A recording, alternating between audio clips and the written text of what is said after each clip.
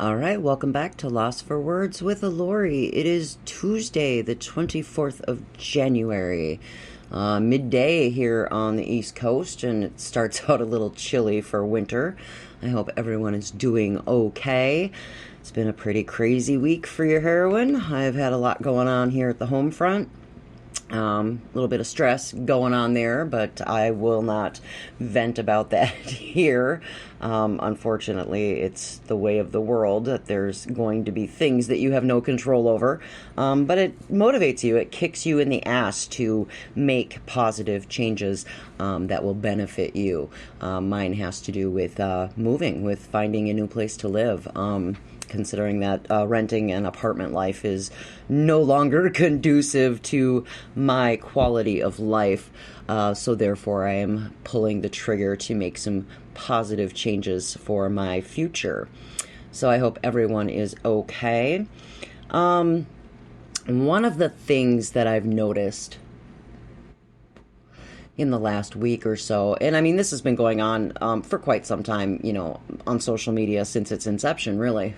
But one of the things that I've noticed quite extensively lately is people that I have met here on the interwebs struggling to get out of pretty toxic relationships. Some of them for decades, or a decade or more, almost 2 decades, and some new that they've met people here on the social medias, and they were presented in a way that they thought that, they might be able to start something new with these people. And unfortunately, things turned south, and they get involved in situations where they find that the relationships are codependent, toxic, and sometimes very narcissistic.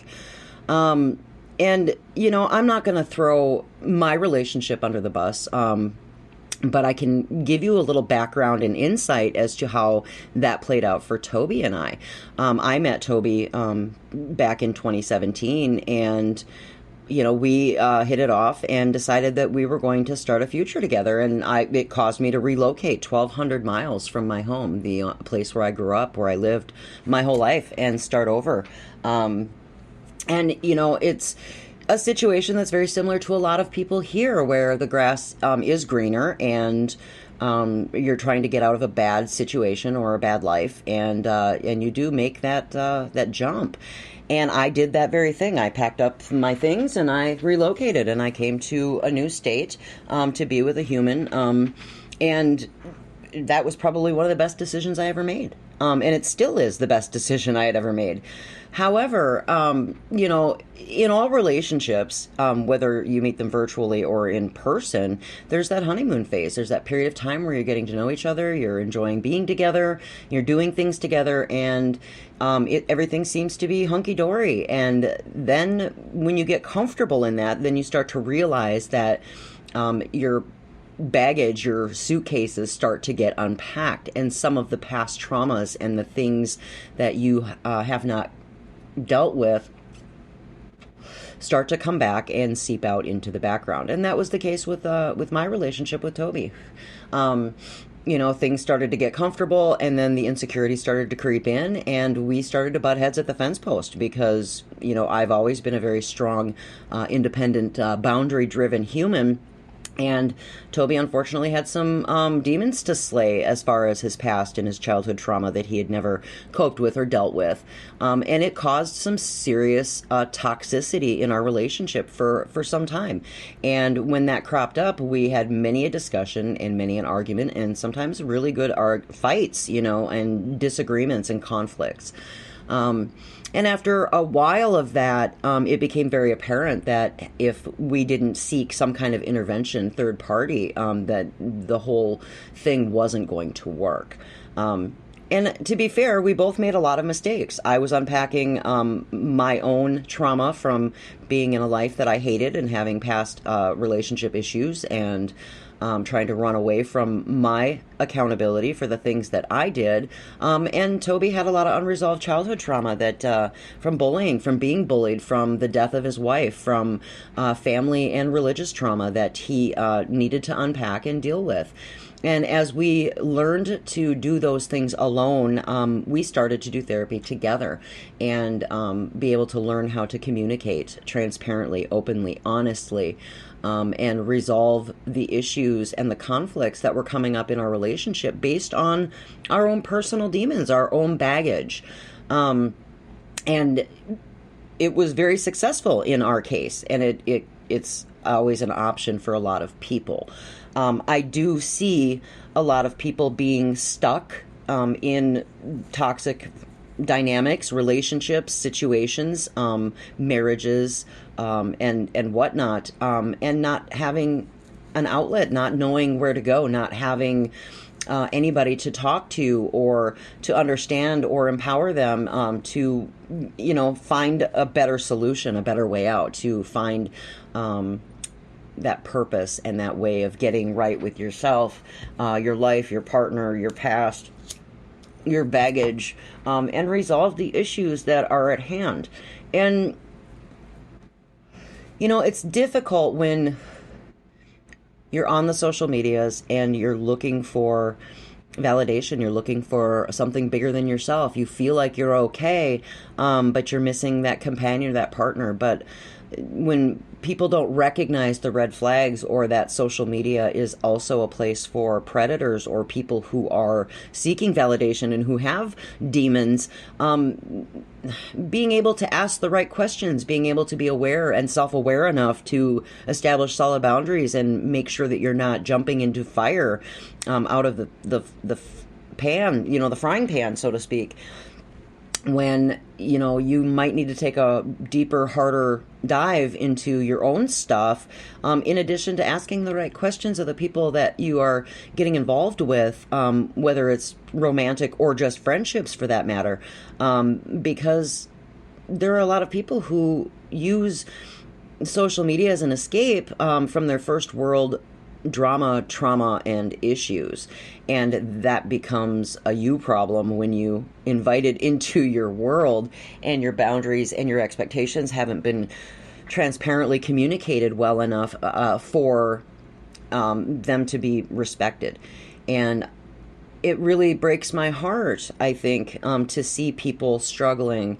And there's a handful of them that I'm very close to, that I've met on these platforms, who have, decided through their own, shadow work, their own self-awareness, that this isn't the life that they signed up for, and are starting to recognize red flags and, complacency when they compromised a lot of things that they probably shouldn't have.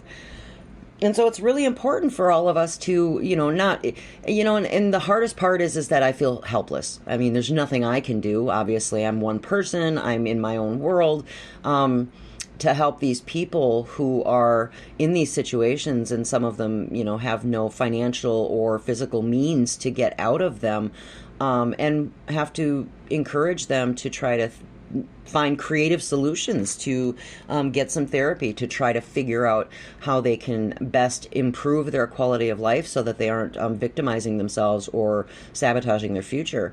And that's very difficult. And it breaks my heart to see so many people struggling.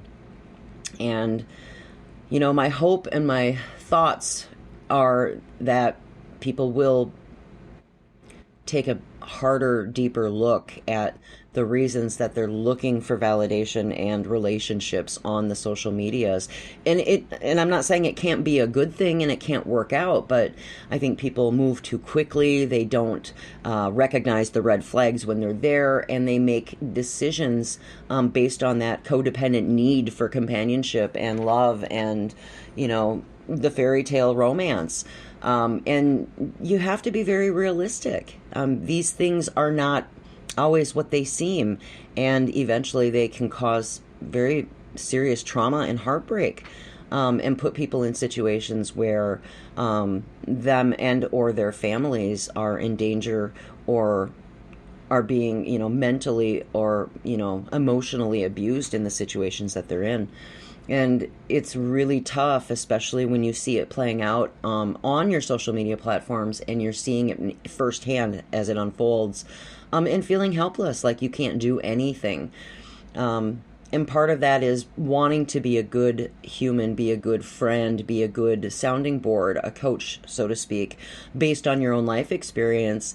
But at the same time, being able to establish a boundary that says people need to recognize that they make choices, and they're going to have to make better ones in the future.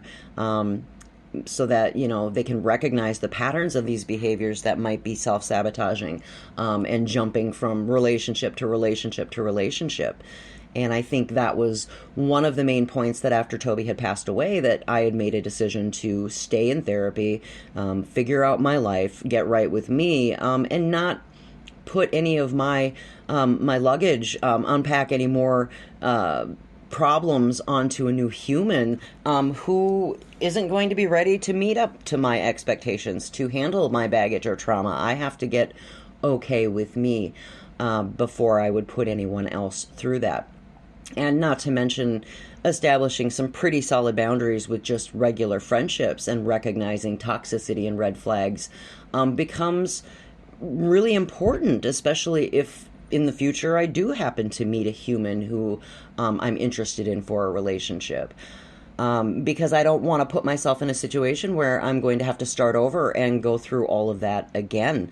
I'm stronger and more confident in who I am now, and I don't want to have to pretty much walk anybody else through that. And I think that becomes really important. So for those of you who are struggling, and I see you and I hear you and I feel you, just understand that it's a process. It's not something that you can fix overnight.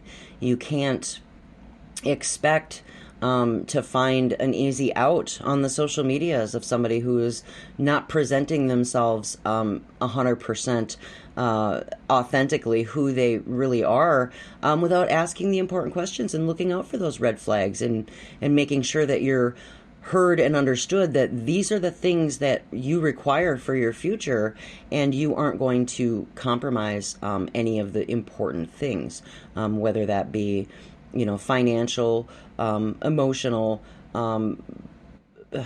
just having your own independence, because people do get possessive, and they do get insecure, and they do worry, and that can cause conflict. And if you're not prepared to take the steps that are necessary to learn how to resolve them and communicate transparently with people, it ends up causing some of these really awful, traumatic situations for people. And then you have to watch them try to get out of those things. And it's heartbreaking in a lot of ways. But anyhow, that's one of the things that I've been thinking about over the last couple of days. Especially, with what I've seen on the social medias, and just trying to, unwrap some of my own stuff as I look to start making some more positive movement in my own first world, finding, my own happy space to be me, and to figure out what makes me happy and makes me tick.